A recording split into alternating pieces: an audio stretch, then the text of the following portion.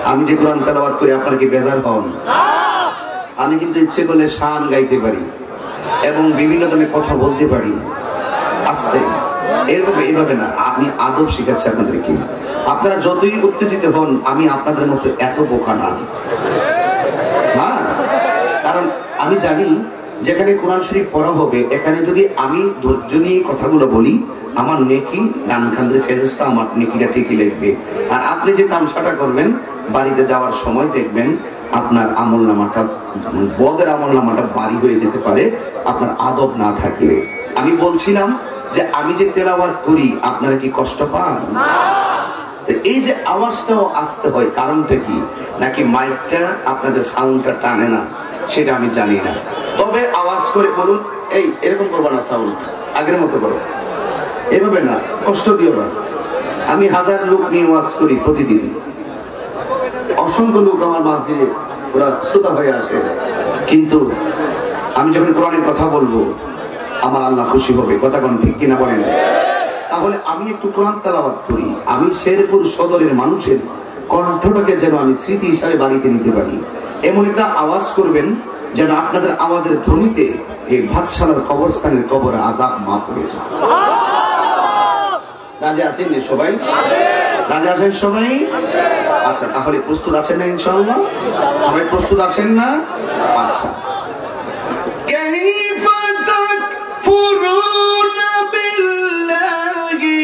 كنتم أمواتا فأحياكم ثم يميتكم ثم يحييكم ثم إليه ترجعون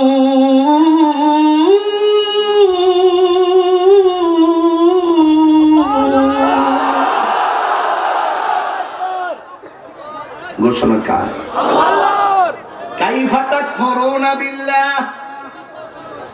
কিভাবে তোমার রবকে অস্বীকার করছো?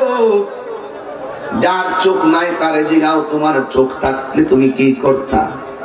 সে বলবে, হুজুর আমার চোখ থাকলে ওই চোখ দিয়ে আমার জন্মদাতা, আমার গর্ভধারিণী মায়ের চেহারার দিকে তাকায়া তাকায়া কবুল হজের সওয়াব অর্জন করতাম।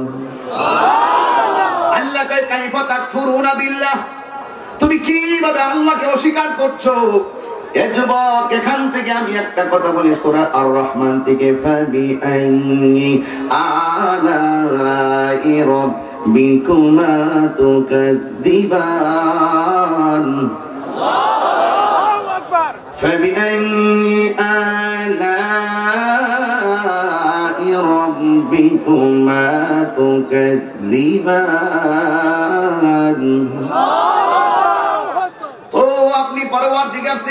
কোন নিয়ামত সে বিটলাওগি, কোন নিয়ামত কি তোমরা অস্বীকার করবা? যার পা নাই তার জিগাও, তোমার পা থাকলে তুমি কি করতা? সে বলবে, হুজুর সকালে ঘুমায়া থাকতাম। হ্যাঁ, গভীর রাতে ঘুমায়া থাকতাম, ঘুমের করে আমার দুইটা পা যদি থাকতো সচল, আমার এখন পা নাই, ঘর থেকে বের হতে পারি না। যদি আমার পা থাকতো, ওই মসজিদের ভিতরে আজান দিত আর আমি কানের মধ্যে শুনতাম ওই ধ্বনিটা, আসসালাতু খায়রুম মিনান নাওম।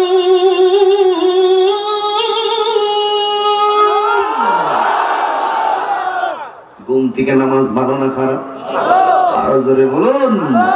যার পা নাই, আমি ভূমিকায় বোঝাচ্ছি আপনাদেরকে, যার পা নাই তার জিজ্ঞাসা করো, তোমার যদি পা থাকতো তুমি কি করতাম? হুজুর আমার পা যদি থাকতো, মসজিদে মুয়াজ্জিন যখন বলতো আসসালাতু খায়রুম মিনান নাওম, আমি কাঁথাটা গড়ে ফেলাইয়া ওই পা দিয়া দৌড়াইয়া দৌড়াইয়া আল্লাহর ঘর মসজিদে ফজরের নামাজে হাজির হয়ে যেতাম।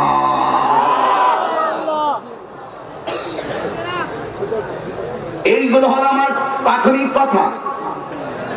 ও যুবক, এমনিতে নীরব হয়ে যাবে, কারণ কোরআন একটা জাদু, কোরআন একটা আকর্ষণ, ঠিক কিনা বলুন?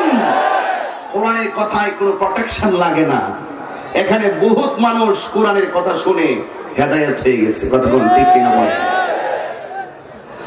এই জন্য যুবক আমার আল্লাহ বলেন, কাইফা তাকফুরুনা বিল্লাহ, তোমরা কিভাবে তোমাদের রবকে অস্বীকার করেছো? অস্বীকার করছো কারণ আমার হাতের তালুর মধ্যে চামড়া আছে না নাই? এই জায়গার চামড়াটা যদি এই পাশে দিত, এই পাশের চামড়া যদি এই পাশে দিত, পায়ের উপরের চামড়াটা যদি নিচে দিত, নিচের চামড়াটা যদি উপরে দিত, আমরা গরমের মধ্যে পাথরের মধ্যে হাঁটতে কষ্ট হইতো, গরমের মধ্যে হাত দিলে বড় কষ্ট হইতো। এই জন্য আমার আল্লাহ এমন ভাবে তোমারে সাজাইছে আর বানাইছে। তোমরা কিভাবে তোমাদের রবকে অস্বীকার করছে? তো অতীতের দিকে তাকাও। কি অতীতের দিকে তাকাবো গো আল্লাহ? তোমরা ছিলে নিষ্প্রাণ, অতঃপর আমি আল্লাহ তোমাদেরকে জীবন দিয়েছি। জোরে জোরে কি সুবহানাল্লাহ বলা যাবে না? জীবন দেওয়ার মালিক কে? আরো জোরে বলো কে? ও জীবন পাওয়ার পরে ওসিম হতে আসছেন আমাদের। আচ্ছা, একটা হাত মিলাই আপনার সাথে। আমি তো খেয়াল করি না, ওসি সব আসছেন। ডাক্তার পর আলহামদুলিল্লাহ অনেক খুশি হইলাম, আলহামদুলিল্লাহ অনেক খুশি। আচ্ছা দেখ, আলহামদুলিল্লাহ আপনাকে অনেক অনেক ধন্যবাদ। আমাদের আমি আগে বলেছিলাম যে যাদের মাধ্যমে এই প্রোগ্রামগুলো সুন্দর করে বাস্তবায়ন হয়, এদের জন্য দোয়ার প্রয়োজন আছে না নাই? আমি হাজার মানুষকে আপনার জন্য দোয়া করে যাই। আমার এত ভালো লাগছে। আল্লাহ পাক আমাদের শেরপুরের আমাদের ওসি মহোদয়কে নেক হায়াত দান করুন। আরো বড় করবো না আমিন। মানুষের জন্য দোয়া করবেন, দেখবেন আপনার দোয়ার অভাব হবে না। মানুষকে ভালোবাসবেন, দেখবেন আপনার ভালোবাসার কোনো অভাব হবে না। ঠিক কিনা বলেন? এই জন্য আমি তাহিরি যখন কথা বলি, মনের মাধুরীতে মিশে কথা বলি। এটা কি আমার অন্যায়? এটা কি আমার অন্যায়? জীবন দেওয়ার মালিক কে? আল্লাহ বলেন, তুই ছিলি মুর্দা, তোরে আমি আল্লাহ জীবন দিয়েছি। জীবন পাওয়ার পরে ওসি মহোদয় এই জন্য ডাক দিয়েছিলাম। জীবন পাওয়ার পরে শেরপুর থানার ওসি, জীবন পাওয়ার পরে ক্ষুদ্র একটা বক্তা হিসাবে তাহিরি, জীবন পাওয়ার পরে বাইনাম মোহাম্মদ ফরিদ মিয়া গুরুস্তানের সভাপতি। আল্লাহ আল্লাহ আকবার। পাহারা দিয়ে রাখেন গুরুস্তানের জন্য কোনো গরু ছাগল এগুলো যেন প্রবেশ করতে না পারে। খুব সাবধান থাকবেন। ঠিক কিনা বলেন? এগুলোর জন্য বাউন্ডারি করবেন গুরুস্থানকে। নিজের বাড়িকে তো সেফটি করেন। আর গুরুস্থানে আমার আপনজন শুয়ে থাকবে, এটাকে যদি নাপাক করে, এটার জন্য আপনারা জবাব দিতে হবে। কথা বলেন ঠিক না? ঠিক। এই জন্য জীবন পাওয়ার পরে ওসি মহোদয়, জীবন পাওয়ার পরে তাহিরি, জীবন পাওয়ার পরে এসপি মহোদয়, জীবন পাওয়ার পরে ডিসি মহোদয়, জীবন পাওয়ার পরে নোমান হুজুরের মতন একজন আলেম, জীবন পাওয়ার পরে আপনি এমপি, জীবন পাওয়ার পরে আপনি মন্ত্রী, জীবন পাওয়ার পরে আপনি টিনের ঘরের মালিক, জীবন পাওয়ার পরে আপনি মাটির ঘরের মালিক, জীবন পাওয়ার পরে আপনি বিল্ডিং ঘরের মালিক। কিন্তু এত কিছু হওয়ার পরে আমার মনে একটা ভাব আসছে, আমার মনে একটা জেটা আসছে। আমি 10 তলা বিল্ডিং এর মালিক, আমি একজন এমপি, আমি একজন রাষ্ট্রপতি, আমি তাহিরি। হাজার হাজার মানুষের পরিচিতি আছে, কিন্তু সবকিছু আছে। আল্লাহ বলেন, তোর এত কিছু পৃথিবীর কেউ তোরে দান করে নাই, তোরে আমি আল্লাহ দান করেছি। তোর মধ্যে একটা অহংকার আসছে, তোর মধ্যে একটা চেতনা আসছে, তোর মধ্যে একটা ব্যবসা আসছে। আল্লাহ বলেন, পৃথিবীর মানুষ, তোরে আমি সব দেওয়ার পরে একটা থাবা মাইরা সব দুলিশাত করে দিব।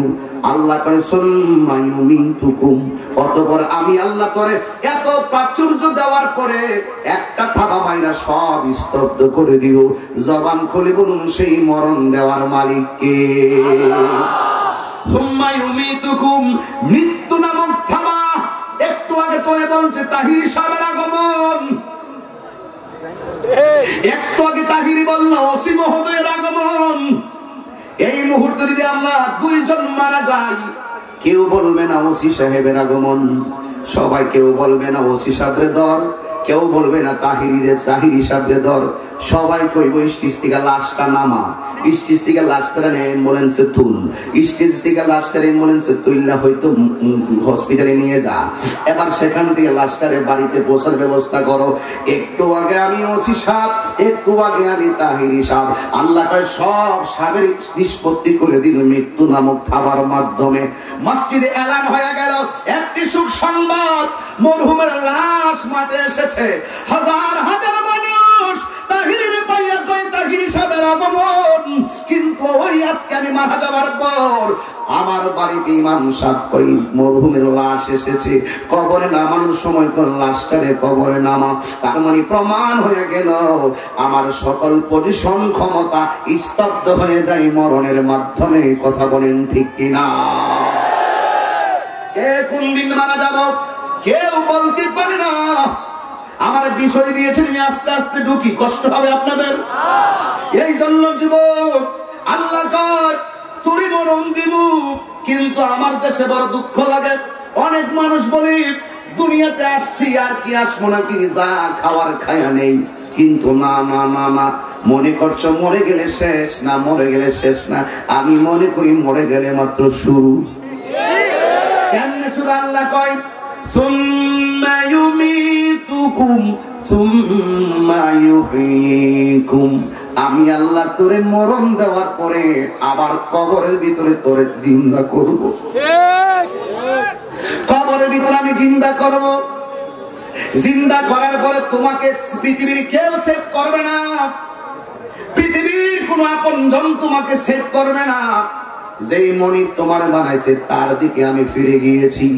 দুনিয়াতে থাকা অবস্থায় ঘুড়ি যেমন করে আকাশে উড়াইয়া দিলে বাতাসের তালে তালে একবার ডানে যায় আরেকবার বামে যায়, আল্লাহ আমরা সৃষ্টির সেরা জীব বানায় দেওয়ার পরে আমরাও গুলির মতন একবার ডানে গেছি বামে গেছি। কেউ গেছে ডানে দিয়ে আল্লাহর ঘর মসজিদে, আর কেউ বামে দিয়ে গেছে মদের আড্ডা খানায়। কথা বলেন ঠিক কিনা? আল্লাহ আমরা গুলির মতন ছাইড়া দিছে, আমরা ডানে গেছি আল্লাহর ঘর মসজিদের দিকে, কেউ গেছে সুদের আড্ডা খানায়। কথা বলেন ঠিক কিনা?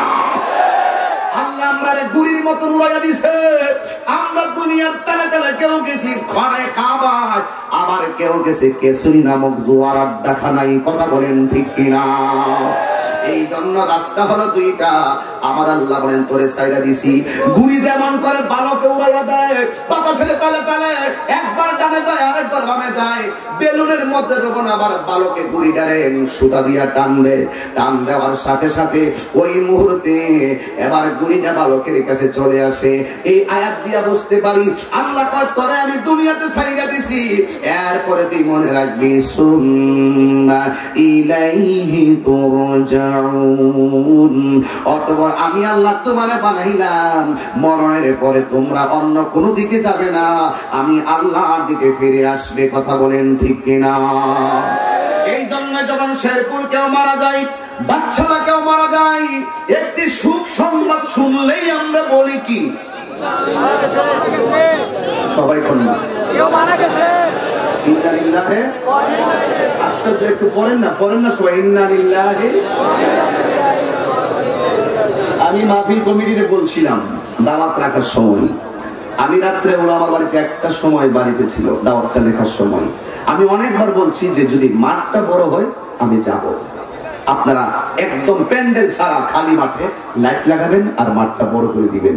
এখন যে একটু পরে আওয়াজটা আসে, আমি একবার বলছি যে আর আওয়াজটা করা যাবে না। এই আওয়াজটা আসলে আমার মনোযোগটা হারিয়ে যায়, মনে হয় যেন কি জানে হলো। কিন্তু মানুষ যখন মারা যায় শোনার পরে আমরা কি করি? সারা জীবন বললেন, আজকে বললে কি গুনাহ হবে? সবাই বলেন না। তাহলে আমি একটু করি, আপনারা আল্লাহকে ডাক দিবেন, পাবেন তো ইনশাআল্লাহ।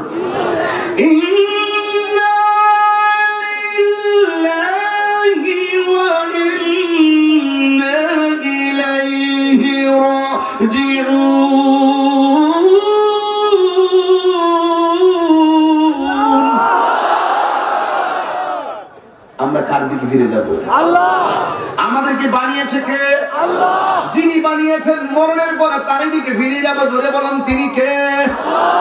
আল্লাহ বলেন সুম্মা ইলাইহি তুরজাউন। অতঃপর তোমরা আমি আল্লাহর দিকে ফিরে আসবে।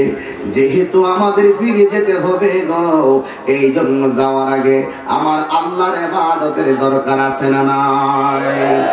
এই জন্য আমার বাবারা, কে কোন দিন মারা যাব আমরা কেউ বলতে পারি না।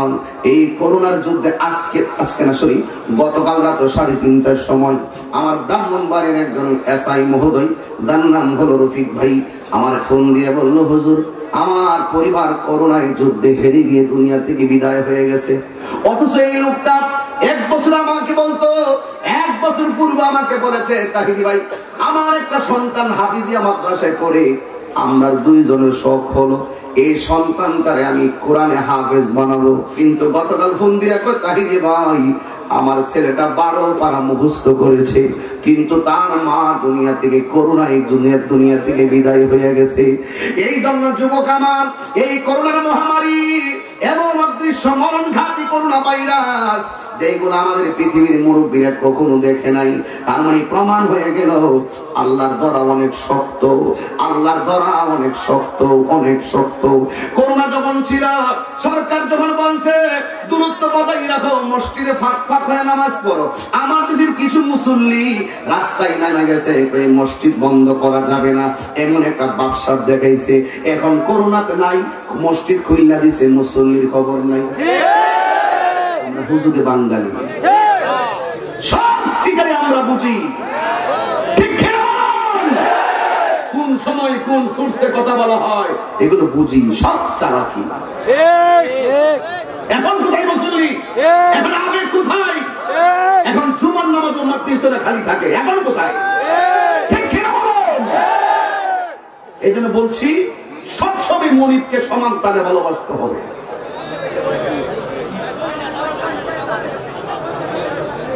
আমি বেশি লম্ব করবো না। এই জন্য আমার যুবক ভাইয়েরা, আল্লাহর কাছে আমরা ফিরে যাব। রাস্তা হলো দুইটা, একটা হলো ভালো রাস্তা, আরেকটা হলো মন্দ রাস্তা। এখন আপনারা আমার সঙ্গে ওয়াদা করেন, আমরা কি ভালো রাস্তায় চলবো না মন্দ রাস্তায় চলবো? নবী যা কল্যাণ করে নিয়ে এসেছেন তা আমাদেরকে গ্রহণ করা লাগবে, আর যা থেকে নিষেধ করেছেন তা থেকে আমাদেরকে দূরে থাকা লাগবে। কথা বলেন ঠিক না বেশি? আল্লাহ বলেন, মা আতাকুমুর রাসূলু ফাখুযুহু ওয়া মা নাহাকুম আনহু ফান্তাহু। ভালো পথে চললে তুমি যাইবা জান্নাতে, আর মন্দ পথে চললে তুমি যাবে জাহান্নামে। রাস্তা হলো দুইটা, বেছে নেন আপনি কোন পথে যাবেন। আগুনে হাত দিলে হাত পুড়ে যায়, এটা আপনার বিবেক দিয়া বুঝেন। গুনাহ করার পরে অন্যায় লেখা হয়ে যায়, আপনি জাহান্নামে যাবেন। এই জন্য গুনাহগুলোকে আর ছেড়ে দেওয়া লাগবে, আর নেকিগুলোকে আপনারা নিয়মিত পালন করা লাগবে। এটা হলো বাদশাহ গুরুস্থান। আমরা আপনার একটা স্থান আছে, বাড়িতে আছে না নাই? আমি তাহিরি ব্রাহ্মণ বাড়িয়া থেকে আসলাম, আবার আল্লাহ যদি বাঁচিয়ে রাখি গো, ওই বাড়িতে আমি তাহিরি চলে যাব। ওসি মহোদয়ের একটা স্থায়ী ঠিকানা আছে না নাই? উনি যদি ছুটি পান ওনার বাড়িতে চলে যাবেন হায়াতে বেঁচে থাকলে। কিন্তু এমন একটা বাড়ি গুরুস্থান যেখানে মানুষ এতিম হয়ে চলে গেলে আর দুনিয়ার বাড়িতে আসতে পারে না। এই কবরটা বড় সাংঘাতিক জায়গা। এই জায়গার মধ্যে সুখও আছে, দুঃখও আছে। কথা বলেন ঠিক কিনা বলেন? কেউ জানে না কোন দিন কোথায় মারা যাবে। আল্লাহ বলেন, ওয়ামা তাদরিন নাফসুন বিআই আরদিন তামুত। তুমি তো জানো না কোন জায়গায় তোমার মরণ হবে। কথা কোন ঠিক কিনা? এই জন্য আমার নবী বলেন, বেঈমানের জন্য কবরে অনেক শাস্তি, আর ইমানদারের জন্য কবরের ভিতরে জান্নাতের গালিচা বিছায়া দেয় কে? এই জন্য আমি প্রায় মাহফিলে শুধুমাত্র ওই কথাটাই বলি, ও বন্ধুরি, ও যুবকের দল, আমার নবী আপনার নবী রাহমাতুল লিল আলামিন বলেন, আরে ইমানদার আর বেঈমান এক জিনিস না। বেঈমানের সামনে যখন আজরাইল দাঁড়াইব, বেঈমান দেখবে আজরাইলের পা গুলো হলো জমিনে আর মাথা হলো আসমানে। এমন বিশাল বড় চেহারা। আল্লাহর হাবিব বলেন, একটা মানুষের রূহটা নেওয়ার আগে আজরাইলে এমন একটা ধাও মারবে, ধাও মারার পরে মানুষটার রক্তগুলো পানি পানি হয়ে যাবে। এত তাজা তাজা রক্তগুলো সেকেন্ডে আজরাইলের দাও খাইয়া পানি পানি হয়ে যাবে। এত হাড্ডির জোড়াগুলা ঠাস ঠাস কইরা খুইলা যাইব বডির মধ্যে এত শত রগ আছে এই রগগুলো ঠাস ঠাস কইরা ছিঁড়ে যাবে এমন কষ্ট হবে আমার নবী বলেন আজরাইল যখন বাদশার গ্রামে যখন তারা ধাও মারবে ধাও মারার কারণে তার এমন পেরেশানি শুরু হয়ে যাবে এটাকে বলা হয় সাকরাতুল মউত আমার নবী বলেন এই মউতের সময় সাকরাতুল মউতের সময় তার মুখের মধ্যে যদি 7 সমুদ্র 13 নদীর পানি ঢেলে দেওয়া হয় তার মরণ তৃষ্ণা আর মিটবে না তার মরণ যন্ত্রণা দূর হবে না গলা শুকায় তাকে পানি দিলে তৃষ্ণা দূর হবে না কিন্তু আমার নবী আপনার নবী বলেন বন্ধুরে আমার নবী আপনার নবী বলে ঈমানদার যারা হবে আমরা কি ঈমানদার না বেঈমান ঈমানদার যারা হবে আজরাইল ঘরের দরজা দিয়া ঢুকবো আজরাইল ঘরের দরজায় এসে ঈমানদারের সালাম দিব আরো বড় করে কোন সুবহানাল্লাহ আজরাইল আয়েশা ঈমানদার সালাম দিব সালাম দেওয়ার পরে ওই মুহূর্তে ঈমানদার সালামের উত্তর নিবে এবার আজরাইল আয়েশা ঈমানদারের মাথার পাশে আয়েশা বসবে বসার পরে ঈমানদারের আঙ্গুলগুলো দিয়ে ওই আজরাইলের আঙ্গুলগুলোরে চিরুনি বানাইয়া ঈমানদারের মাথার চুলের মধ্যে আশ্রয়া দিব আপনারা বলেন নাতি যখন নানার মাথায় চুলগুলো আঙ্গুল দিয়া দিয়ে ছোটবেলা আশ্রয়া দেয় নানা বসে বসে ঘুম যায় আমাদের মাথায় যখন কেউ আঙ্গুল দিয়ে আশ্রয় দেয় তখন আমরা আস্তে আস্তে আরাম বোধ মনে করি এবার আজরাইল যখন ঈমানদারের কাছে আইসা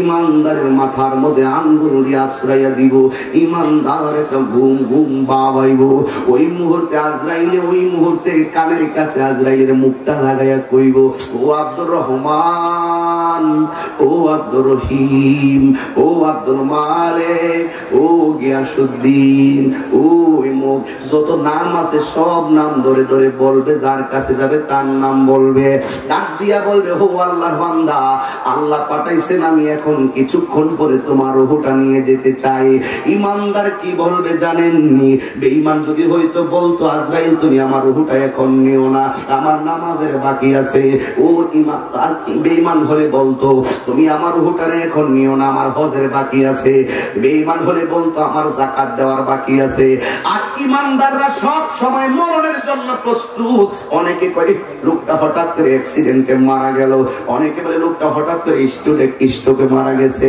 অনেকে বলে ওই লোকটা হঠাৎ করে উপর থেকে নিচে পড়ে মারা গেছে আর আমি কি বলি জানেননি হঠাৎ করে মরে না মরণ যেদিন সেদিনই হয়েছে তোমার কোনো খবর ছিল না এই জন্যই তো আল্লাহর হাবিব বলছেন সব সময় মৃত্যুর জন্য প্রস্তুত থাকো ঠিক কি না এই মুহূর্তে আমার জন্য আজরাইল আসতে পারে আমার রূহটা নিয়ে যাবে আল্লাহ রাব্বুল আলামিন কোরআনে এভাবে বলেছেন ওয়ালা তামুতুন্না ইল্লা ওয়া আনতুম মুসলিমুন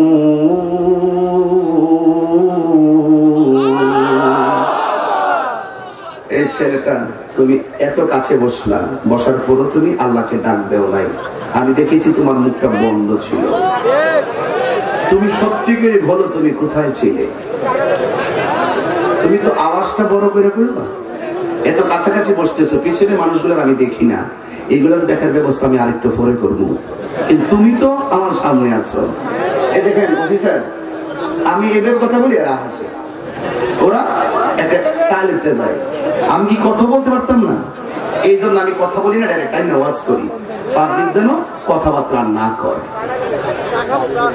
কথা ঠিক আছে তো তুমি কি আল্লাহকে ডাক দিতে পারবা তুমি কি প্রস্তুত আছো শক্তি প্রস্তুত আছো আচ্ছা তাহলে সবাই মিলে আল্লাহকে একটু ডাক দেন আমার গুরুস্থানটা কাছে তো এটা আমাদের আসল বাড়ি কথা বলেন ঠিক না বেঠি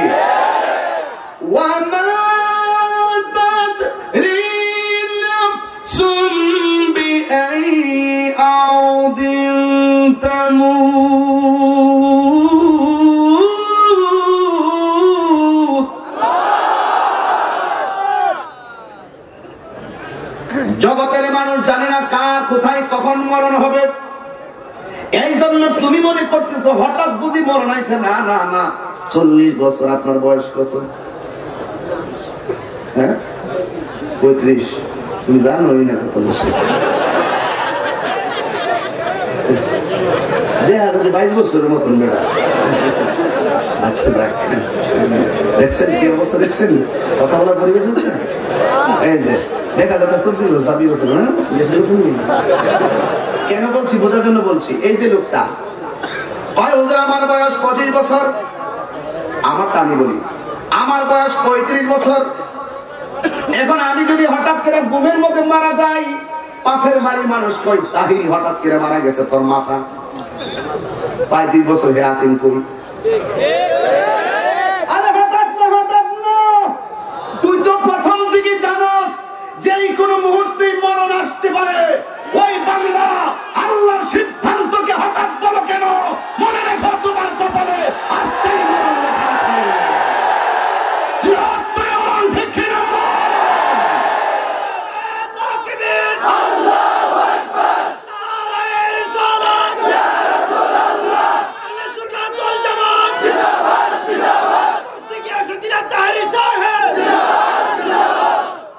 এটা কি হঠাৎ? মৃত্যু যখন যার হওয়ার হবে এতে কোনো সন্দেহ আছে? হঠাৎ বলার সুযোগ নাই রে, বরং সময় মতো কাজ হইছে, তোর খবর ছিল না। কথা বলেন ঠিক কিনা? ইমানদাররা হঠাৎ বলে না, ইমানদাররা কয় যখন আসবে তখনই আমি চলে যাব, তবে মরণের জন্য সব সময় প্রস্তুতি থাকা লাগবে। কথা বলেন ঠিক কিনা? এই জন্য ইমানদারের মাথার উপরে চিরুনি দিয়ে আশ্রয়া এমন ভাবে আশ্রয়া দিতেছে, এবার আজরাইল যায় কানের কাছে মুখটা লাগায় বলে, আল্লাহর বান্দা একটু পরে তোমার রূহটারে আমি নিয়ে যাব। এবার ইমানদারে কি জবাব দে জানেননি? বেঈমান তো কয় আমার নামাজের বাকি আছে, বেঈমান বলে আমার রোজার বাকি আছে। ও বন্ধুরি, ও আমার শেরপুরের বাবারা, এবার ইমানদারে ডাক দিয়ে বলে, আজরাইল আর দেরি করো না, তাড়াতাড়ি আমার রূহটা নিয়ে যাও। এই দুনিয়াটা আমার কাছে জেলখানা মনে হয়। বেঈমানরা মনে করে দুনিয়া দুনিয়া বালাখানা, আর ইমানদাররা বলে দুনিয়া দুনিয়া আসলেই হলো জেলখানা। কথা বলেন ঠিক কিনা? এই দুনিয়াটা একটা কারাগার। কথা বলেন ঠিক কিনা? বলো। ইমানদার বলে, ও আজরাইল আর দুনিয়া সিজনুল মুমিনিন, এই দুনিয়াটা হলো মুমিনের জন্য জেলখানা। ও আজরাইল, আমি তো অপেক্ষা করছিলাম কখন আমারে মনিবে ডাক দে, তাড়াতাড়ি আমার রূহটা লইয়া যাও। এই দুনিয়ার বন্ধু বান্ধব কিছুই ভালো লাগে না, আমার রূহটা তাড়াতাড়ি নিয়ে যাও। আমি আমার মনিবের সঙ্গে দিদারের জন্য মনটা পাগল পাগল হয়ে রইছি। ওই মুহূর্তে ইমানদারের কথা শোনার পরে আল্লাহ রাব্বুল আলামিন জান্নাতি একটা ফেরেশতার ডাক দিবে, ও ফেরেশতা দুনিয়াতে যা, হাতের মধ্যে একটা জান্নাতি কাপড় নিয়ে যা। এই কাপড় রংটা লাল না, এই কাপড় রংটা নীল না। ওই ফেরেশতা যে কাপড়টা নিয়ে আসবে ওই কাপড়টার রং হলো সাদা। আল্লাহ ডাক দিয়া বলবে, ও ইমান, ও ফেরেশতা, আমার ইমানদারের রূহটা এখন খবর হবে, তাড়াতাড়ি দুইটা জিনিস লইয়া যা। একটা হলো সাদা কাপড়, আর একটা হলো মেশকে আম্বরের চাইতে আরো সুগন্ধি। ও আল্লাহ গো, আমি কোথায় যাব? এবার আল্লাহ বলেন, তুই যা, এই গ্রামের এমুকের মাথার পাশে আজরাইল বসে রইছে, তুই যাইয়া ওই বান্দাটার দুইটা চোখের মাঝখানে বসবি। এবার ওই ফেরেশতা আজরাইল মাথার পাশে, ওই ফেরেশতাটা ইমানদারের দুইটা চোখের মাঝখানে আইসা বসবে। বসার পরে আমার আল্লাহ বলবেন, ফেরেশতা আজরাইলের মাথার চুলগুলো আশ্রয়া দিতেছে, আর তুমি যাইয়া আমার প্রেমিকের মুখের মধ্যে ওই সুঘ্রাণটা লাগাইয়া দাও, ওই সুঘ্রাণটা লাগাইয়া দাও যেটা মেশকে আম্বরের চাইতে আরো সুঘ্রাণ। ফেরেশতা ডাক দিয়া বলবে, আল্লাহ এই সুঘ্রাণটা আমি কেন লাগাবো? আল্লাহ ডাক দিয়া বলবে, ফেরেশতারে, মায়ের স্তন থেকে সন্তান দুধ পান করতে করতে যেমনি ঘুমায়া যায়, আমার প্রেমিক বান্দার কাছে জান্নাতি সুঘ্রাণটা লাগায়া রাখো। এই নাক দিয়া টানতে টানতে আমার প্রেমিক ঘুমায়া যাবে। এই সুযোগে আজরাইলে রূহটা কবজ করবে, আমার প্রেমিক যারা পরিমাণও টের পাবে না। জোরে জোরে কি আল্লাহু আকবার বলা যাবে না? মেহেরবান তুমি মেহেরবান, মেহেরবান তুমি মেহেরবান। একটা গজল বলবো ভাই, সকালে কোনো অসুবিধা হবে না তো? আমি তো গজল গাই, এগুলোর আবার গান টান বানাই। মেহেরবান তুমি মেহেরবান, মেহেরবান তুমি মেহেরবান। দয়ার মালিককে এ কথার কন্যা। মেহেরবান তুমি মেহেরবান, মেহেরবান তুমি মেহেরবান। আমি পাপী গুনাহগার, তুমি ছাড়া কে আছে আর? ক্ষমা করো ও গো প্রভু, তওবা করি বারে বার। ইয়া রাহিমু রহমান, ইয়া কারিমু মেহেরবান, ইয়া রাহিমু রহমান, ইয়া কারিমু মেহেরবান। মেহেরবান মেহেরবান তুমি মেহেরবান, মেহেরবান তুমি মেহেরবান, মেহেরবান তুমি মেহেরবান।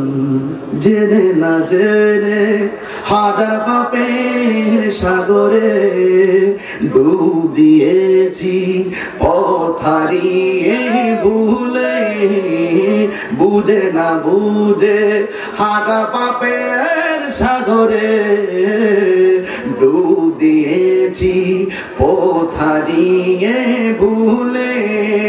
বান্দা তোমার আমি, তুমি অন্তর্যামী, তুমি অন্তর্যামী, তোমার দিকে ফিরি বারে বার। ইয়া রাহিমু রহমান, ইয়া কারিমু মেহেরবান, ইয়া রাহিমু রহমান, ইয়া কারিমু মেহেরবান। মেহেরবান তুমি মেহেরবান, মেহেরবান তুমি মেহেরবান। বলুন মেহেরবান তুমি মেহেরবান, মেহেরবান তুমি মেহেরবান। আমি পাপী গুনাহগার, তুমি ছাড়া কে আছে আর? ক্ষমা করো ও গো প্রভু, তওবা করি বারে বার। ইয়া রাহিমু রহমান, ইয়া কারিমু মেহেরবান, ইয়া রাহিমু রহমান, ইয়া কারিমু মেহেরবান। মেহেরবান মেহেরবান তুমি মেহেরবান, মেহেরবান তুমি মেহেরবান, মেহেরবান তুমি মেহেরবান। কষ্ট হয়েছে আপনাদের? কষ্ট হয়েছে আপনাদের? পাহাড় সমান পাপের বোঝা মাথায় নিয়ে চলতে পারি না, ক্ষমা করো রহম দিয়ে। পাহাড় সমান পাপের বোঝা মাথায় নিয়ে চলতে পারি না, ক্ষমা করো রহম দিয়ে। বান্দা তোমার আমি, তুমি অন্তর্যামী, বান্দা তোমার আমি, তুমি অন্তর্যামী, তোমার দিকে ফিরি বারে বার। ইয়া রাহিমু রহমান, ইয়া কারিমু মেহেরবান, ইয়া রাহিমু রহমান, ইয়া কারিমু মেহেরবান। মেহেরবান মাশাআল্লাহ। মেহেরবান তুমি মেহেরবান, মেহেরবান তুমি মেহেরবান। কষ্ট হয়েছে আপনাদের? দয়ার মালিক কে? দয়ার মালিক কে? আল্লাহ ভালোবাসে বলেই তো, আল্লাহ ভালোবাসে বলেই তো বাদশার প্রেমিকের কপালের মাঝখানে জান্নাতি ফেরেশতা বসাইলো, হাতের মধ্যে জান্নাতি কাপড় দিল, আর হাতের মধ্যে কি দিল? বেশকে আম্বরের মতন একটা গান দিল। ডাক দিয়ে কই গানটা নাকে দইরা রাখবি, আমার পাগলের রুহটা কেড়ে নিয়ে যাবে, আমার পাগল যারা পরিমাণ টের পাবে না।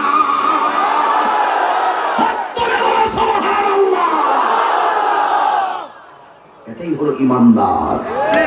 এটাই কি? রাস্তা হলো দুইটা, রাস্তা কয়টা?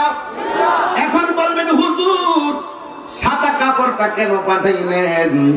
শুনো, আমি যদি মারা যাই, এই এলাকার কেউ যদি মারা যায়, বাজারের নাম কোন একটা?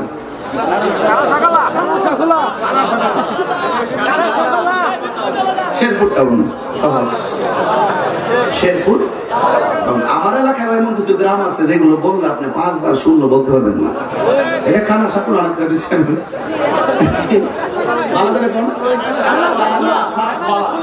এটা সহজ, কানা সাখলা, ঠিক কিনা বলুন? এখন তো কানা সাখলা ইনশাল্লাহ বাইরে আমার পরিচিতি হবে ইনশাল্লাহ। কানা সাখলা ওই বাজারের মধ্যে কাফনের কাপড়। আসলে কি আপনাকে আমার কথা অসন্তুষ্ট হচ্ছে? রিসিভ করতে কষ্ট হচ্ছে? তাহলে আপনারা বলেন আমি কোন দিকে যাই? অসুবিধা হইতেছে আপনাদের? এখন যে গজলটা গাইছি এটাকে কেন গাইলাম জানেননি?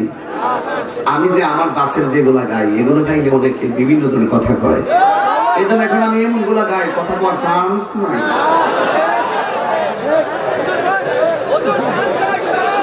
তাহিরি হারানোর মতো শব্দ নেই।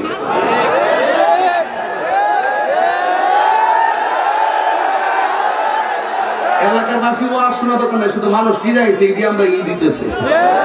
কতক্ষণ ঠিক না বেটি? ঈদে মিলাদুন্নবী, ঠিক না? সকল ঈদের সেরা ঈদ ঈদে মিলাদুন্নবী। মাননীয় প্রধানমন্ত্রীকে ধন্যবাদ এবং মহামান্য রাষ্ট্রপতিকে ধন্যবাদ। গতকাল আমি মাহফিল করছি রাষ্ট্রপতি এলাকায়, ধন্যবাদ। ওখানে দিয়ে আসছি মশাকে ঢুকছি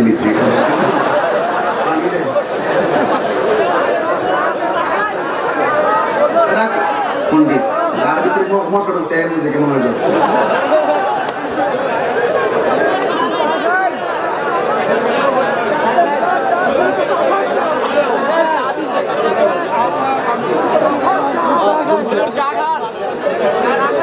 রাখো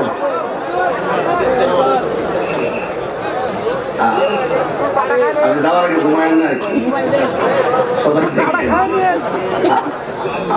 আপনাদের থানার লাস্টের নাম্বার কত? লাস্টে 90 বা 30 নাকি এরকম, 69 70। আচ্ছা ঠিক আছে, আমি ফোন দেব। কষ্ট দিলাম, আমার কথা যদি এই পর্যন্ত কষ্ট পান ক্ষমা করবেন ইনশাল্লাহ। ঠিক আছে, আমাদের ওসি মহোদয়ের জন্য দোয়া করেন, আমিন করেন। কষ্ট হচ্ছে আপনাদের? এই কষ্ট হচ্ছে? আমি বলছিলাম আপনাদের জুলুস মন হয়ে এবার হয়েছে অনেক বড় সড়ো, ঠিক না? আলহামদুলিল্লাহ, কারণ এটা এবার আমরা সরকারি ভাবে স্বীকৃতি পাইছি। কথা কোন ঠিক না বেটি? আল্লাহ কবুল করুন, আমিন কোন। আরো জোরে কোন আমিন। ঠিক না? কাফনের কাপড় শেরপুর সদরে আছে না নাই? জোরে কোন আছে না নাই?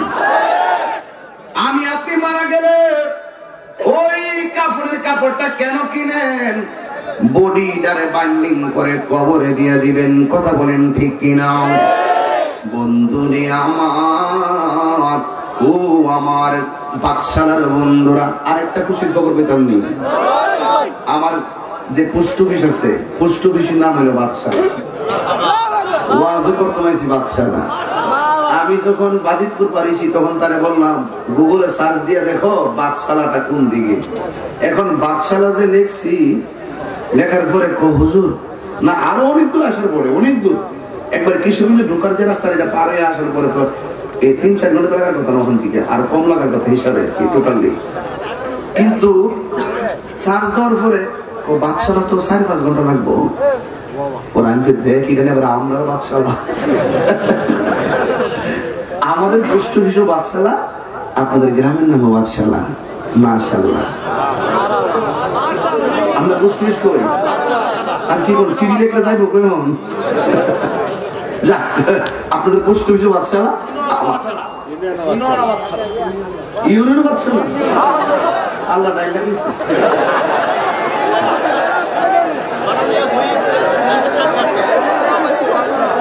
উপজেলা বাদশালা কি কষ্ট দিতে আপনারা? রাগ করতেছেন আমার প্রতি? যে কথাগুলো বলতেছি এগুলো কি যৌক্তিক আর বাস্তব ছাড়া বলতেছি? আমার পুষ্টমি বাদশাহ হওয়া থেকে আপনারা রাগ করছেন নাকি? আবার এটা মিলে গেছে, এটা মনের টান থাকলে যা হয় তাই হচ্ছে। আজকে কথা বলেন ঠিক না? সবাই মহব্বতে গেলে আল্লাহু আকবার, মহব্বতে গেলে ইয়া রাসূলুল্লাহ। একটা জবান বন্ধ রাখবেন না, মহব্বতে মায়ার সুরে বলো ইয়া রাসূলুল্লাহ। আমি ধীরে ধীরে মহব্বতের সাগরে ঢুকতেছি। শেরপুর সদর কাফনের কাপড় কেন আনলো? আমার বডিটারে বাইন্ডিং করে কবরে নামাইবে। বডিটা যদি 2-3 দিন বেশি উপরে থাকে বডিটা পচে যাবে, দুর্গন্ধ ছড়াবে। আমার বডিটাকে বাইন্ডিং করার জন্য শেরপুর সদর থেকে কাফনের কাপড় আইনা, বাদশালা থেকে কাপড়ের কাপড় আইনা আমারে সুন্দর করে বাইন্ডিং করবে। আর আমার আল্লাহ ওই জান্নাতের কাপড় কেন পাঠাইছে জানেননি? আমার বডিটারে যদি ও দুনিয়ার কাপড় দিয়া বাইন্ডিং করে কবরে ঢুকাইবো, আল্লাহ ডাক দিয়া কয় ইমানদারের বডিটারে কাপড় দিয়া ঘুরাইবো, আর ইমানদারের রূহটারে আমি আল্লাহ জান্নাতের কাপড় দিয়া বাইন্ডিং কইরা ওই একটা ঠিকানা মতো আমি নিয়ে যাব। জোরে জোরে বলেন সুবহানাল্লাহ।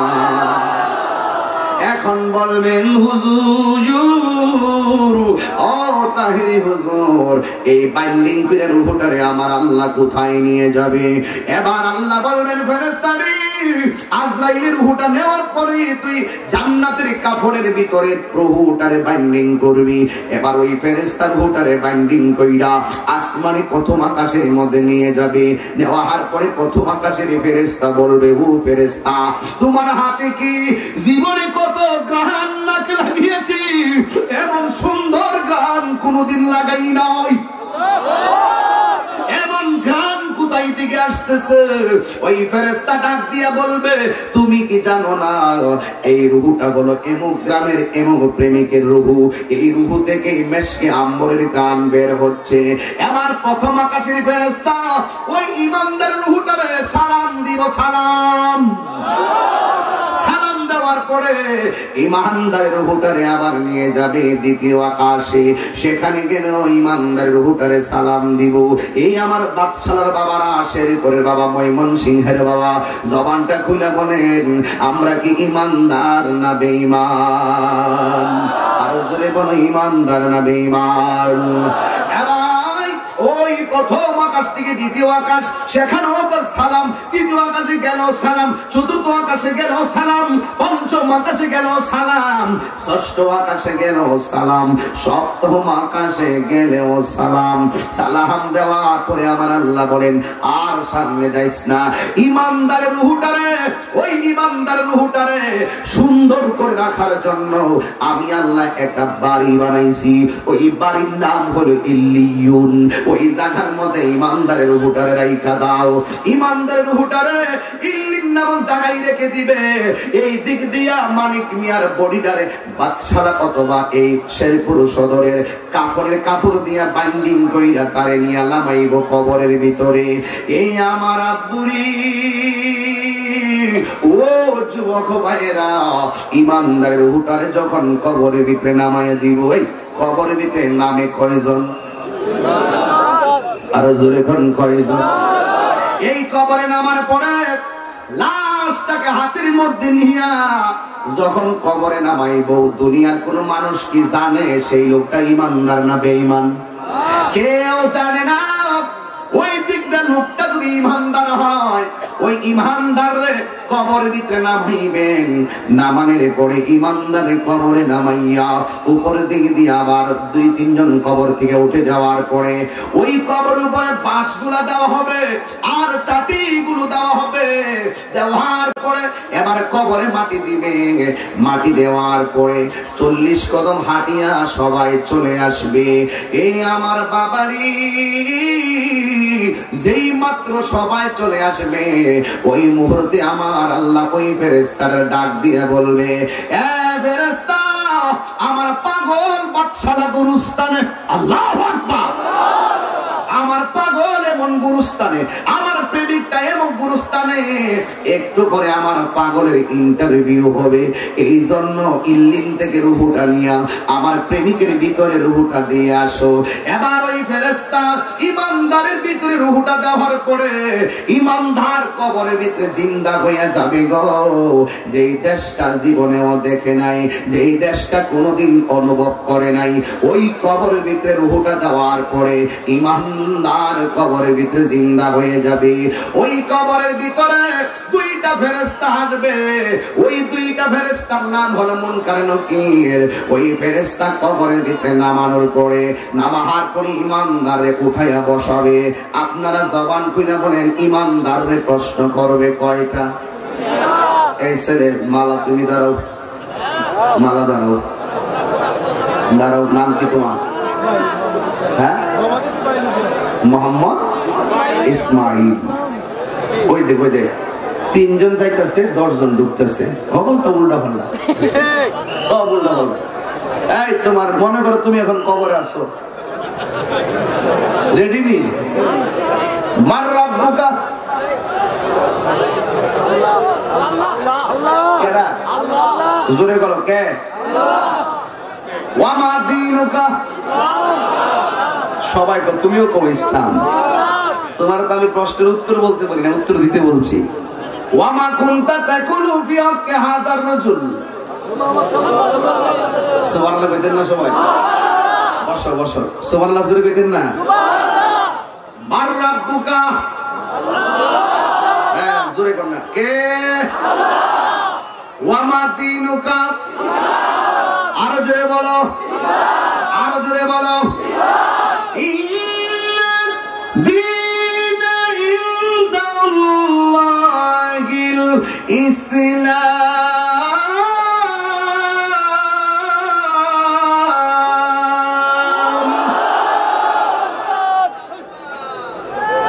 একমাত্র মনোনীত ধর্মের নাম কি? ওয়া মা কুনতা তাকুলু ফি হাক্কি হাযার রাজুল, কবরের ভিতরে এই লোকটা সম্পর্কে তুমি কি ধারণা করতে? অনেকে বলে মদিনায় নাকি নবীরে দেখাইবো, বাদশার কবর থেকে মদিনায় নাকি রাসূলকে দেখাইবো, ওই দেখাটা।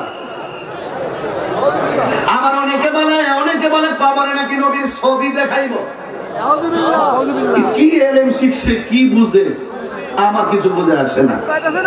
আমার নবী কবরে থাকার ক্ষমতা আছে না নাই? এই জুড়ে বলা আছে না নাই? আরো জুড়ে বলা আছে না নাই?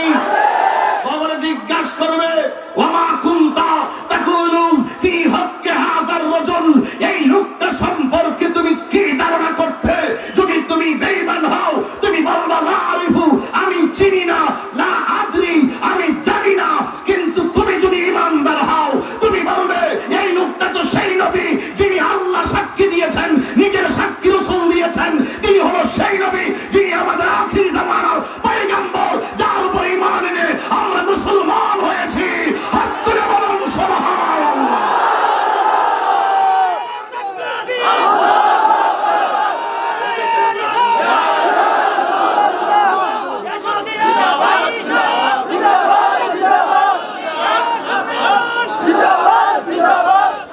আল্লাহু আকবার বলেন, আরো জোরে বলেন আল্লাহু আকবার। তাহলে কবরে আমার নবী থাকার ক্ষমতা আছে না নাই? আরো জোরে বলে আছে না নাই? নবীজিকে সেই ক্ষমতা দিয়েছেন কে? আল্লাহ যদি দিয়ে থাকে আপনার কোনো অসুবিধা আছে? ঈমান রাখেন, কি রাখেন? ঈমান রাখেন। শেষ শেষ দাও। কবরে প্রশ্ন করবে কয়টা? আর ওর কথা না, কয়টা?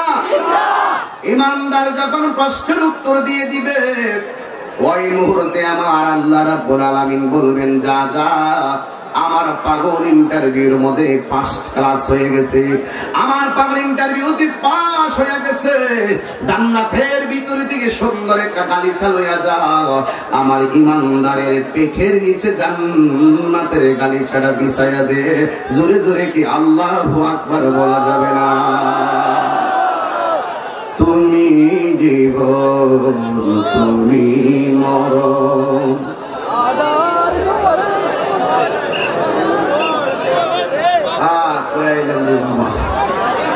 সবার মোবাইলের ফ্ল্যাশ লাইটে জ্বালাই দিন। আপনার চেহারা দেখি না তো, আমার নিজের হাতের লেখা গজলটা গান শেয়ার করে একটা প্রেম দিয়ে যায়। অসুবিধা দিব? সবার শুইব? ইয়া রাসূল হাবিবাল্লাহ, ইয়া রাসূলাল্লাহ, ইয়া হাবিবাল্লাহ, ইয়া রাসূলাল্লাহ, তুমি জীবন তুমি মরণ, আধার গরে তুমি আপন, তুমি জীবন আধার গরে তুমি আপন, তুমি মোদের পারের তরি, তুমি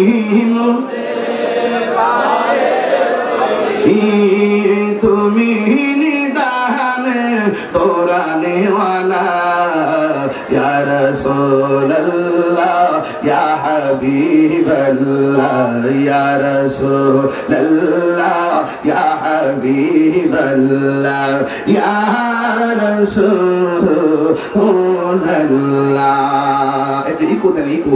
তুমি মোদের আশার আলো, তাই তো তোমায় বাসি ভালো, তুমি মোদের আশার আলো, তাই তো তোমায় বাসি ভালো, আর হৃদয় নামের ফুলদানিতে, হৃদয় নামের ফুলদানিতে গেতে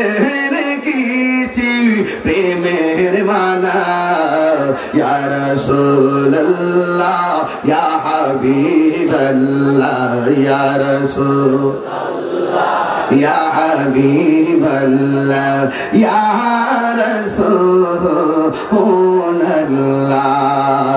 ইয়া রাসূলুল্লাহ, ইয়া রাসূলুল্লাহ,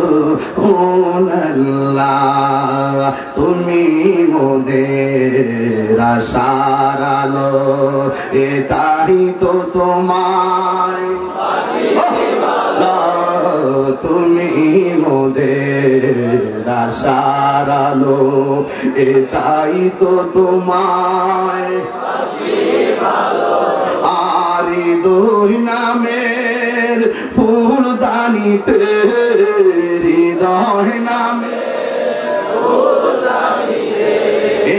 গেতে রেখেছি প্রেমের মালা, ইয়া রাসূলুল্লাহ, ইয়া হাবিবাল্লাহ, ইয়া রাসূলুল্লাহ।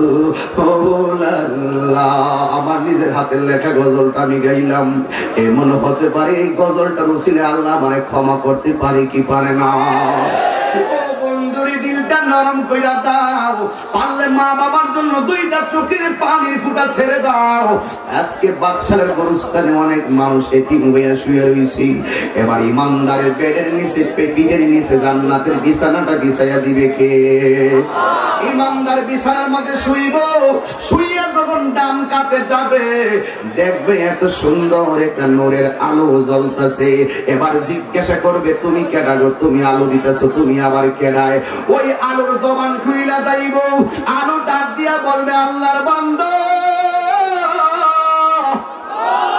ও আল্লাহর বান্দা বান্দা, আমি দুনিয়ার সূর্যের আলো না রে, আমি চাঁদের আলো না, আমি হইলাম দুনিয়ার তোমার নেক আমল। এবার ইমানদার বাম কাতে শুইব, জিজ্ঞাসা করবে তুমি কে গো, আমার কবরের ভিতরে তুমি আলো দিতেছো, ওই আলোটা দিয়ে বলবে আল্লাহর বান্দা আমারে তুমি চিনো না, আমি অন্য কেউ না, আমি হইলাম তোমার দুনিয়ার কোরআন তেলাওয়াত। এ আমার বাবা রে, ওই কবরে ইমানদার কিয়ামত পর্যন্ত ঘুমায়া থাকবে। এই জন্য আপনার বাবারে বাদশালা গুরুস্থানে নামায় দিয়েছে নাই। আমার বাবারে আমি 2.5 বছর আগে ওই গুরুস্থানে নামায়া দিয়েইলাম। আমার বাবারে গুরুস্থানে নামায়া দিয়া কত বাবার চেহারা দিকে তাকায়া দেখলাম, নিজের বাবার মতো লাগে না। আমি তো মনে করি আপনি আপনার বাবার চেহারার দিকে তাকাইলে পৃথিবীর কোন বাবার চেহারার সঙ্গে মিলে না। কথা বলেন ঠিক কিনা? আমার মতো যারা বাবা হারাইছো, আমার মতন যারা বাবা হারাইছো, এরা বুঝবে বাবা হারা বেতারা কত।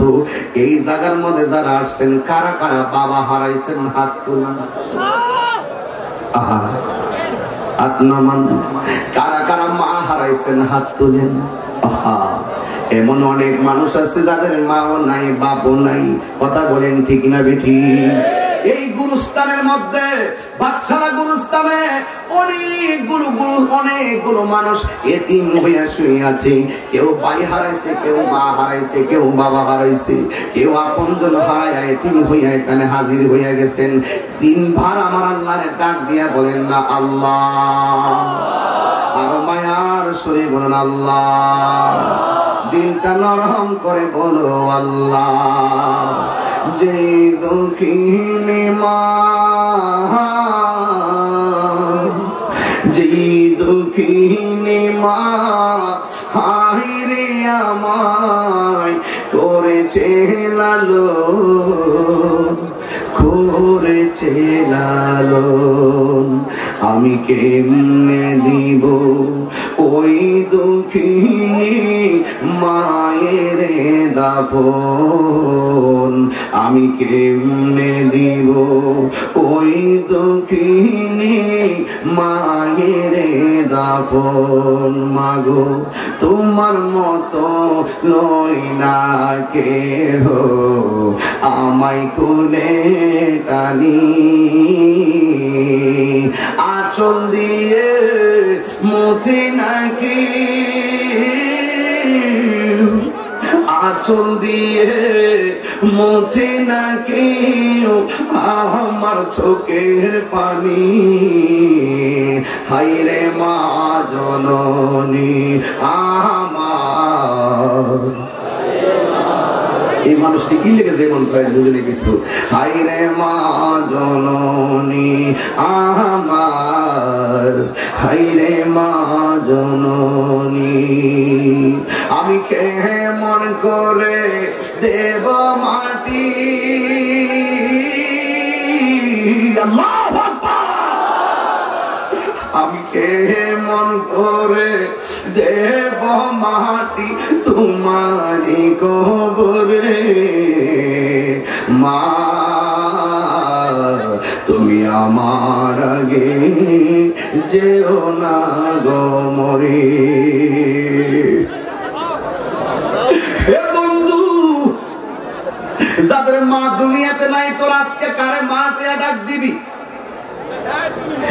যাদের বাবা নাই, তারা কারে বাড়িতে দাঁড়িয়ে বাবা তুই ডাক দিবি? এই বাদশারা গরুস্থানে কত মারে শোয়া দিয়েছেন, এই বাদশারা গরুস্থানে কত আব্বারে শোয়া দিয়েছেন। বাবাটা সুখে কিনা দুঃখে আছে আমি জানি না গো। 3 বছর হয়ে গেল আমার বাপটা কবরে, আজ পর্যন্ত জানলাম না বাপটা কেমন আছে। এই জন্য আমি তাহিরির ওয়াজটা যদি আজকে একটু ভালো লেগে থাকে, বিদায় বেলায় একটা কথা বইলা দিয়া যাবো, জীবনে কোনদিন মা বাবার মনে কষ্ট দিও না। মা বাবার মনে যদি কষ্ট দাও, আমার নবী কষ্ট পায়, নবী যদি কষ্ট পায় আমার আল্লাহও কষ্ট পায়। কথা কোন ঠিক কিনা? আমি তাহিরি বইলা দিয়া যাই রে।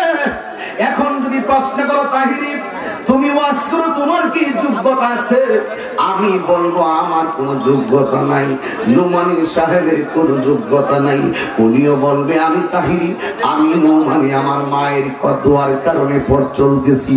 আরে মার মনে কষ্ট দিয়া ফার্স্ট গ্যালারিতে আমার সামনে বৈশা, মার মনে কষ্ট দিয়া বড় হুজুরে না দাওয়াত করাইবি, মার মনে কষ্ট দিয়া পিসাবের দরবারে দয়া গরু নিয়া খাওয়াইবা। আল্লাহর কসম, মা বাবার মনে কষ্ট দিয়া পিসাব কেন আর বক্তা কেন হসল্লাহ কোন কাজে আসবে না।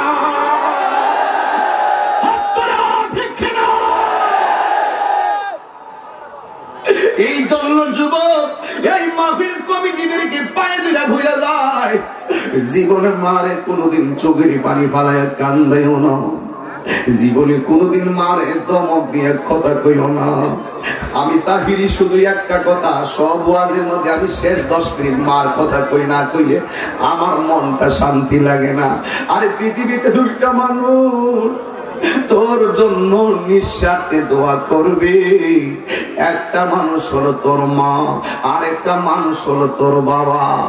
আজকে যদি বাড়িতে যাও, মা বাবা যদি পয়সা থাকে, আমার সামনে একজন পিছন বসা, আমার বাম পাশে আর একজন মায়ের মানুষ বসা, পায়ের মধ্যে হাত দিয়া বলি, যদি মারে কষ্ট দিয়া থাকো, আজকে বাড়িতে যাই মার পায়ে দিয়া মাপ চাইয়া কইবা আম্মা আর জীবনেও আমি তোমারে কষ্ট দিব না। এখন অনেকে বলবে তাহিরি হুজুর কেমনে মাপ চাইতাম, আমার আম্মা তো কবরে চলে গেছি,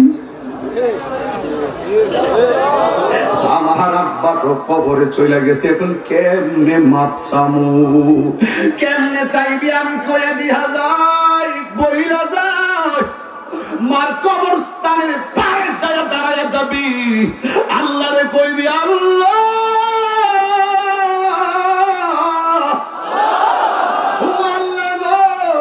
আমার মা আমারে ছোটবেলায় যেমনে কোলে ফিটি কইরা ডানে প্রস্রাব কইরা দিছি, মা আমার বাম দিকে দিছি, বামে প্রস্রাব করছি, মা আমার বুকের মধ্যে রাখছে।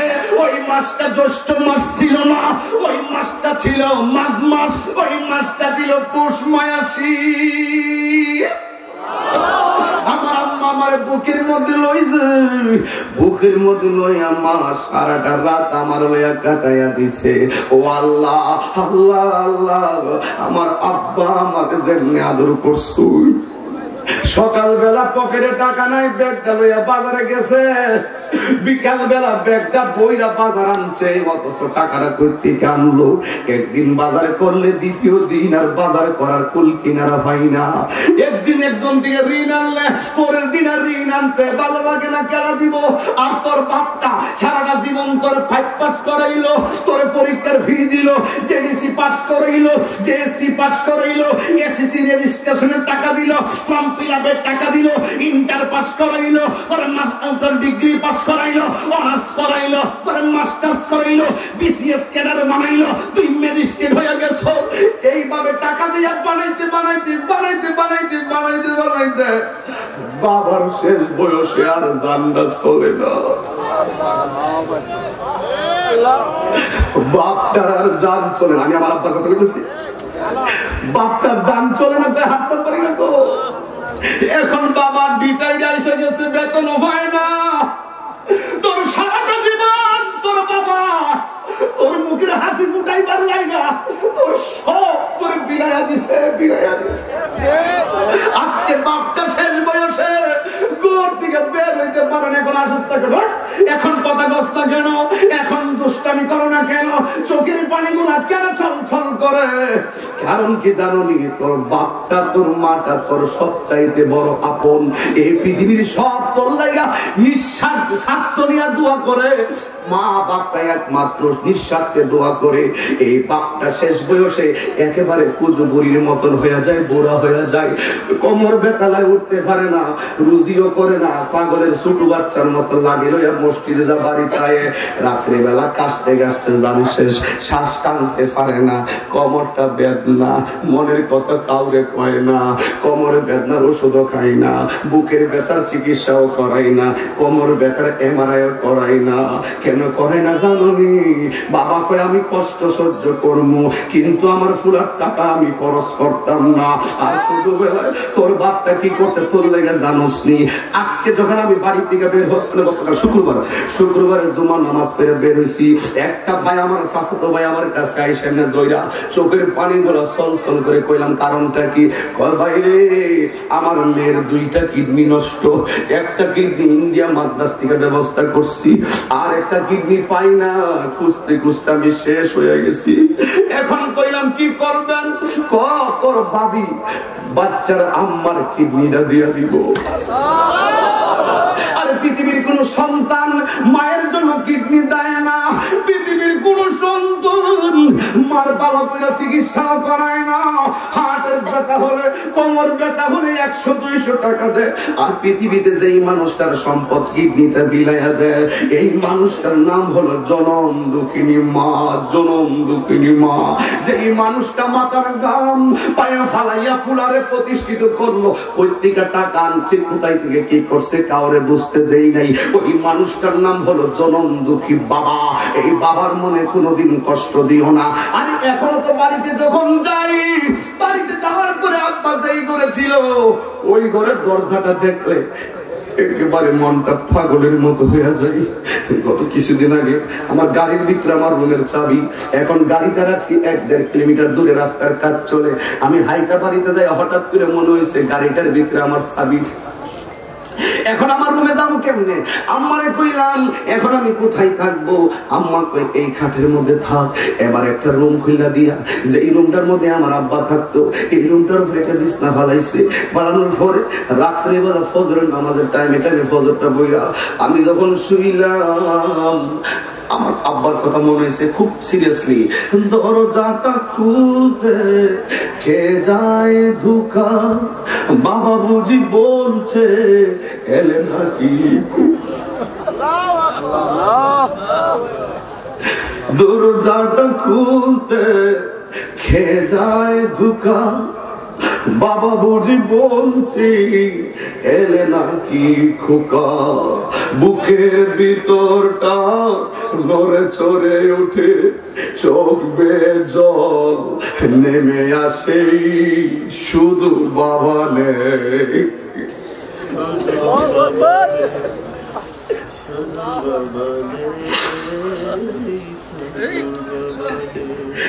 জানি ফিরে পাবো না হারানো তিথি, বাবা শুধু তাহিরির ফেমে বাঁধা স্মৃতি।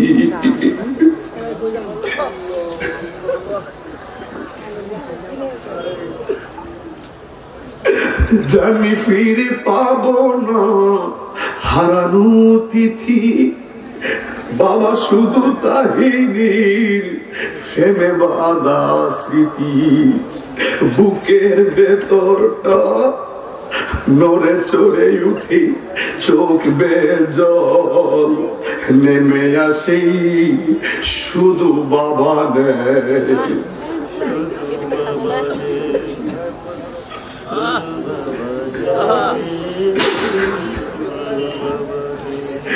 বাপটা বড় আপন। দেখ সবজি লোক চোখের পানি ফেলে কাঁদতেছে। এই গুরুস্থানে ওই বাপটা যে কেমন আছে, এই গুরুস্থানে মাটা যে কেমন আছে।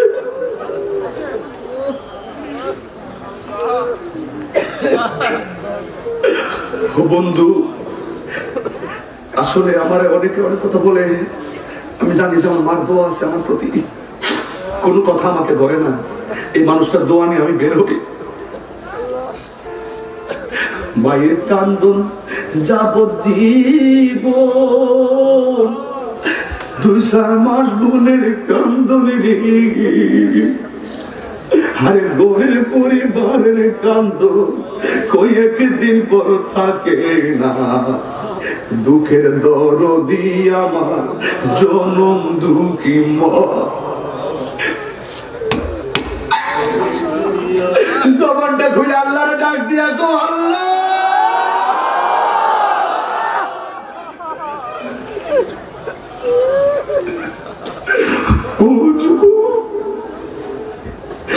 মাদ্রাসা অনেক পুরাতন দেখছি, মাঝে মাঝে বসে রয়েছে এই সন্তানগুলোর নিয়ে মা বাবা বড় স্বপ্ন দেখে, অনেক স্বপ্ন। এই জন্য বেলায় কইয়া যায় মার মনে কোনো কষ্ট দিও না, বাবার মনে কোনো কষ্ট দিও না, জীবনে কোনোদিন বুড়া বাচ্চারে বুড়া বেটা বইলা গালি দিও না, বুড়া মাটারে বুড়া বেটি বইলা গালি দিও না। সবাই আমার সাথে বিনায়া বিনায়া গন, মা কেন এত দামি জানে না সকলে, বলো মা কেন এত দামি সকলে, বলো জানতো যদি পড়তো দেখে কোরআন হাদিসে খুলে।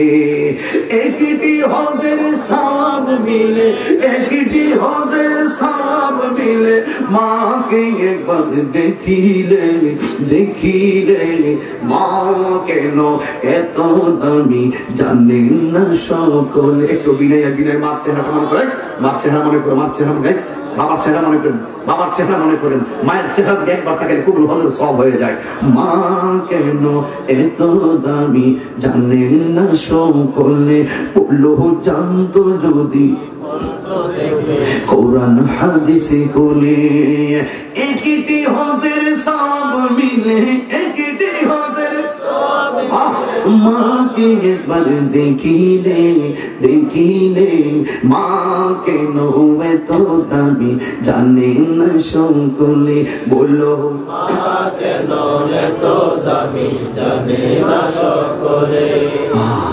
2 বছর পান করালো মায়ের বুকের দুধ, কুলে পিঠে নিয়ে আমায় দিতেন কত সুখ। 2 বছর পান করালো মায়ের বুকের দুধ, কুলে পিঠে নিয়ে আমায় দিতেন কত সুখ।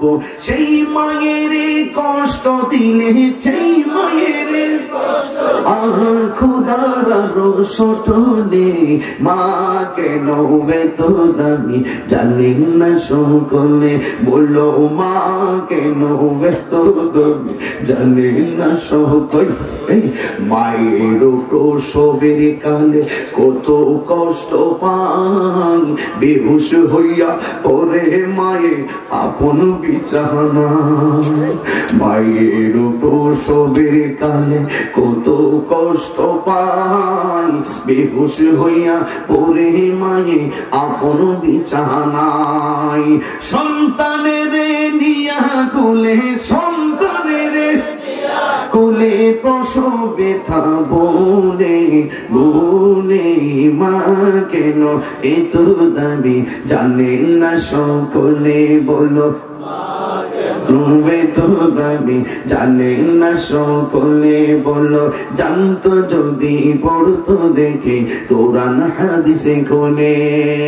একটি হজের সওয়াব মিলে, একটি হজের আহা মাকে একবার দেখিলে দেখিলে, মা কেন এত দামি জানে না সকলে, বললো মা কেন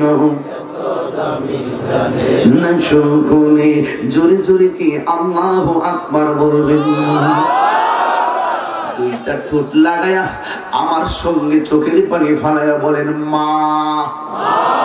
জোরে জোরে বলো মা, মহব্বতে বলো বাবা। ওই মা বাবার খেদমত আমরা চাই কি চাই না? কারা কারা চান 2টা হাত তুলে দেখান। নারায়ে তাকবীর, নারায়ে তাকবীর, নারায়ে রিসালাত। একটা হাত এইভাবে তুলেন আমার সাথে, একটা হাত, একটা হাত, একটা হাত। এই গুরুস্থানের মধ্যে মনিকের আব্বা আম্মা আছে না? আচ্ছা, মনে করেন আপনার আব্বা আম্মা বেঁচে আছে, তাই বলে তো অন্যের আব্বা আম্মার জন্য দোয়া করা যাবে না? আপনি যদি অন্যের মা বাবার জন্য দোয়া করেন, আপনার মা বাবার জন্য আরেকজন দোয়া করবে। তবে আমি আপনাদের কাছে যে হাতটা তুলছেন, যদি পকেটে কোনো টাকা থাকে, অন্তত এই গুরুস্থানটার জন্য 1 টাকা দিয়ে হোক আর 100 টাকা দিয়ে হোক, আপনারা কিছু দিয়ে যাবেন। গুরুস্থানের জন্য না বাবা? গুরুস্থানের জন্য না? এই গুরুস্থানে এই মাদ্রাসা ছেলেরা, এই আহা, তোমরাই তো বসবে সবার আগে, তোমরা উঠতেছো, বসো। এই ছেলেরা তোমরা বসো, তোমরাই তো মানুষকে শিক্ষা দিবে। তোমরা যদি উঠে যাও তাহলে তো পাবলিক গুলো উঠবে। বসো বসো, বসার চেষ্টা করো। বিসমিল্লাহ করে পকেটে হাত দেন, দেন বিসমিল্লাহ করে। যে যা পারেন তাই দিবেন, কিন্তু আখরি মনে না করে 200 টাকা। আচ্ছা আচ্ছা, আমার এক ভাই চোখের পানি খাইরা এই 200 টাকা তার মা বাবার জন্য দিয়ে দিচ্ছে। আল্লাহ কবুল করুন, আমিন। আপনার কি কষ্ট দিচ্ছে আপনাদের? মেহেরবানি করে আমার ছেলেগুলো আসছে, সবাই যাও, সবাই সবাই সবাই যান, একে উঠবেন না, টাকা না দিয়ে মাশাআল্লাহ, দেন দেন, সবাই দেন, একটু জিকিরি মাধ্যমে টাকাটা দেন, সবাই একটু জিকিরি মাধ্যমে টাকাটা দিয়ে দেন। আল্লাহ আল্লাহ।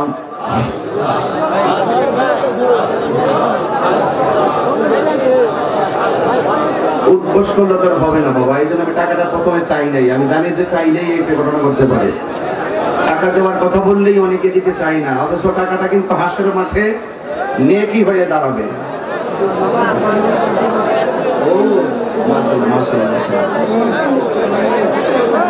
আচ্ছা আচ্ছা আচ্ছা আচ্ছা, দেন দেন দেন।